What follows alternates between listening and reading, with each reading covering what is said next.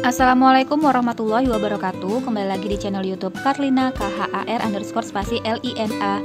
Baiklah, pada video kali ini kita akan membahas materi prakarya kelas 9 di semester yang kedua.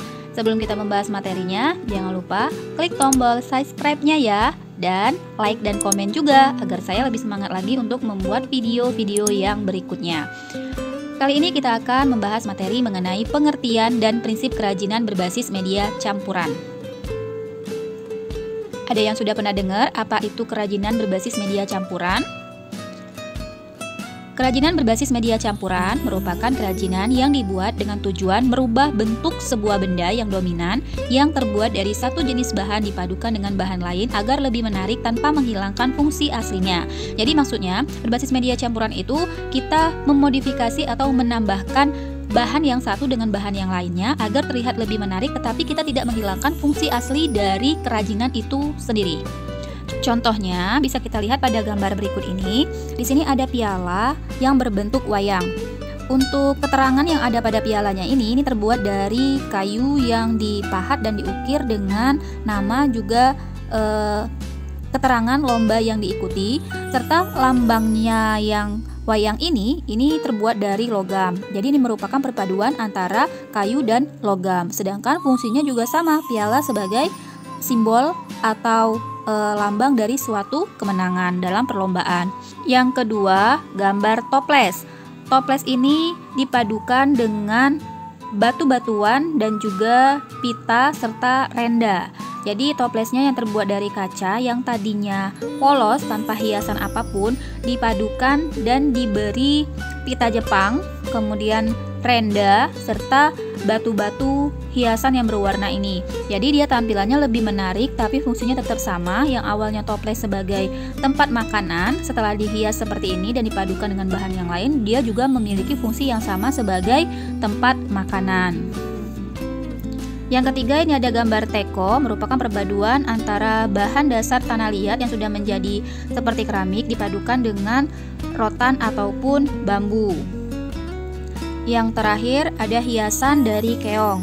Ini keongnya ataupun bisa juga dari cangkang kerang atau cangkang seafood yang bisa dijadikan hiasan dipadukan dengan logam. Jadi dia awalnya fungsinya sebagai hiasan, setelah ditambah dengan logam fungsinya tetap sama sebagai bahan hiasan. Itu yang dimaksud dengan kerajinan berbasis media campuran tadi.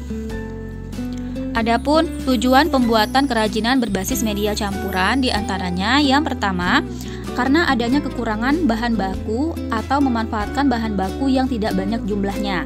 Nah, ini di sini keuntungannya kalau kita menggabungkan beberapa bahan, kita bisa menghemat bahan bakunya.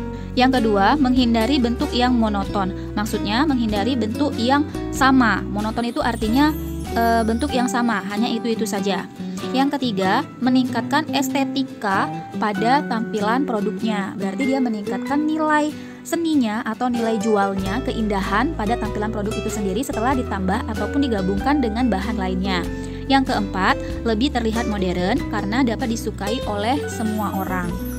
Nah, sebagai pembuat karya kerajinan itu diperlukan keterampilan dan kreativitas juga diperlukan untuk pengembangan dari bentuk-bentuk ataupun tampilan dari produk itu sendiri. Berikutnya mengenai prinsip kerajinan berbasis media campuran.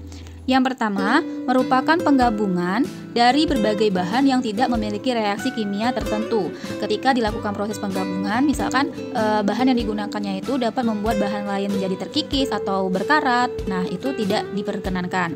Yang kedua, bahan yang digunakan terdiri dari berbagai jenis. Jadi bahannya itu namanya saja campuran, tidak hanya terdiri dari satu jenis saja, melainkan lebih dari satu, bisa saja 2, 3, atau seterusnya.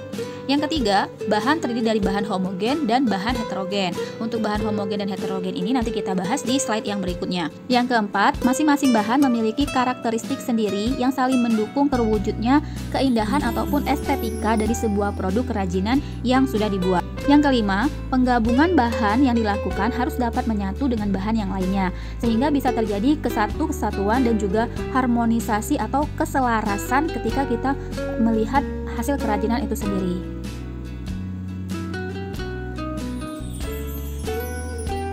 Ini penjelasan dari bahan homogen dan heterogen pada prinsip kerajinan bahan keras tadi. Yang pertama, homogen yaitu bahan yang sejenis. Artinya bahannya itu merupakan campuran yang sejenis, misalkan bahan alam dicampur dengan bahan alam ataupun bahan buatan dicampur dengan bahan buatan.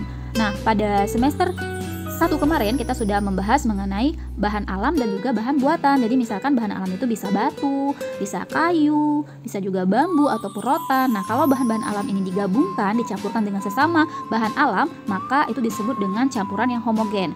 Atau bahan buatan dicampur juga dengan bahan buatan, itu juga termasuk bahan yang homogen. Berikutnya bahan heterogen, berarti kebalikan dari bahan homogen tadi.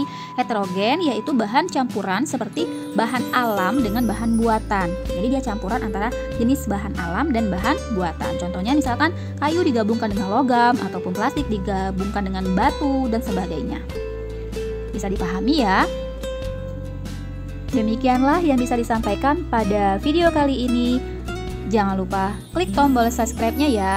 Terima kasih, semoga bermanfaat. Wassalamualaikum warahmatullahi wabarakatuh.